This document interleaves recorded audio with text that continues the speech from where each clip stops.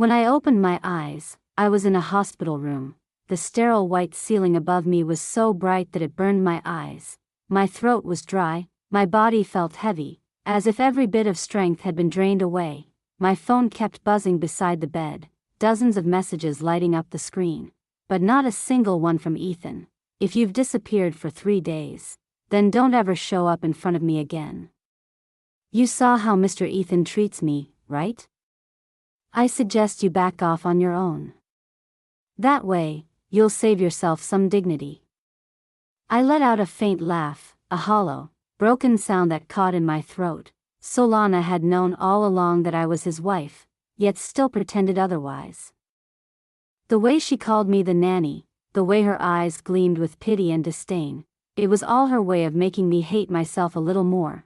A dull ache stirred in my lower abdomen, a cruel reminder of what I had lost. The folded medical test in my purse still bore the ink from that fateful day, a bitter mark that whispered to me that this relationship, no matter how much I wanted to hold on, was already over. I drafted the divorce papers myself. That morning, I went to Ethan's company, a place I had never been allowed to step foot in once during our 3-year marriage. We should respect each other's personal space. I don't want to see you here, he had once said coldly. Firmly, but today, the final day of our marriage, I didn't have to follow his rules anymore. As soon as I entered the lobby, I heard the whispers. Who's that pale, sickly-looking woman? She looks like she's about to collapse. Probably hasn't eaten in days. I looked around quietly. The entire company was decorated in soft pinks and creams, Hello Kitty figurines, pastel roses, every detail radiating Lana's taste. Every corner of the building reeked of her presence. Did you hear? Lana was in Mr. Ethan's office for 2 hours. One voice giggled. Bet they weren't talking about work. She's gorgeous, though. That figure, how could any man resist? Yesterday, I went in to report something and saw movement under Mr. Ethan's desk. You know what I mean, right? Haha. The crude laughter echoed in the sterile office air. Just then, Ethan and Lana stepped out. Without a word, Ethan punched the man who had just laughed. The room froze. He snatched the man's phone and smashed it against the wall. Who gave you the right to film? His voice was ice cold, sending chills down my spine. I had never seen him like that, so furious, so protective. But the one he was protecting was Lana. She clung to his arm, tears shimmering in her eyes. We were just discussing my resignation, she whispered. He wiped her tears away gently, as if the world around them had vanished. I stood there silently, pressing a trembling hand to my chest. So Ethan wasn't emotionless after all. It's just that the only person who could stir his emotions was never me. When I returned home, the first thing I saw were piles of baby items scattered across the living room. Strollers, blankets, toys. I turned to the delivery man. Take them back. I won't be needing these. He looked confused, glancing at the order slip. Wait, aren't you Miss Lana? Mr. Ethan ordered these himself. He said they were healthcare gifts and pregnancy support supplies for you. Are you sure you want to return them? My heart clenched painfully. Ethan. Gifts for Lana's pregnancy. The delivery man chuckled awkwardly, adding, he even told me to mention he's throwing a farewell party for Miss Lana here tonight. You rich folks sure know how to celebrate. That offhand remark pierced through me like a knife. My hands shook as I picked up my phone. On social media, Lana had just posted a picture, a medical checkup slip, with the caption, "Got the results. Time to take some time off for prenatal care. My dear boss is so thoughtful." My fingers went numb. So she was pregnant, and during the days I lay in the hospital, Ethan must have thought I was just sulking. His texts were still coming through. It's been 3 days. Are you still mad? Why aren't you picking up? Lana's quitting soon.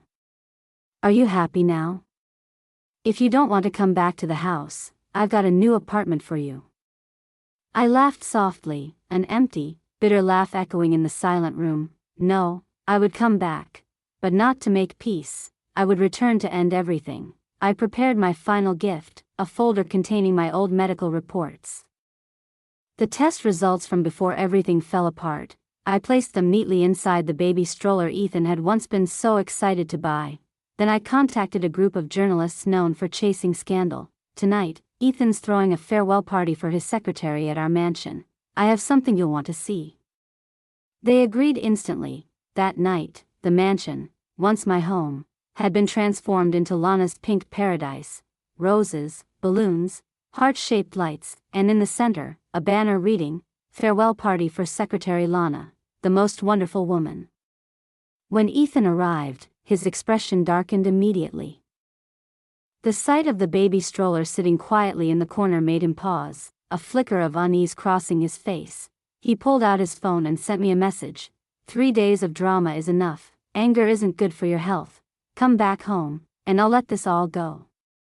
I stared at the screen without replying, leaning against my mother's shoulder. I watched the live feed the reporters had sent, the glittering lights, the laughter, the toasts. My mother's eyes filled with tears. That bastard. After everything, you're still letting him do this?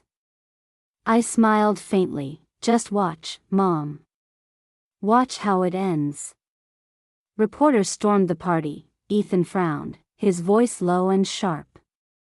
Who let you in? This is private property.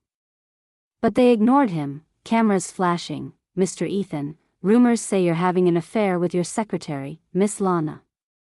Care to comment? Are you two married? Is this a wedding celebration? Lana blushed, clinging to his arm, her voice sweet. It's just a farewell party. But if there's happy news someday, we'll be sure to share it. The room erupted in whispers and excitement. That was my cue. I sent the journalists a photo, our marriage certificate. My face blurred out, with the note, Ethan's legal wife is someone else. Then, I sent them a video, him punching that employee, and screenshots of Lana's social media posts. The reporter's tone instantly shifted, sharper, more aggressive. Mr. Ethan, we've received documents showing you're already married. So what exactly is your relationship with Miss Lana? Earlier today, you assaulted an employee because of her. Are you abusing your position to protect your lover? Ethan kept his composure, his voice calm and measured. My personal life is private. Lana has been recognized for her excellent work. As for the incident, that man violated her privacy. I merely defended her. His words were smooth, precise, leaving no room for attack. But his hands were clenched white. Outside, the media storm grew louder, some calling him a passionate man, others branding him a liar. Ethan's eyes landed on the stroller again. His voice dropped. Open it. Let's see what's inside.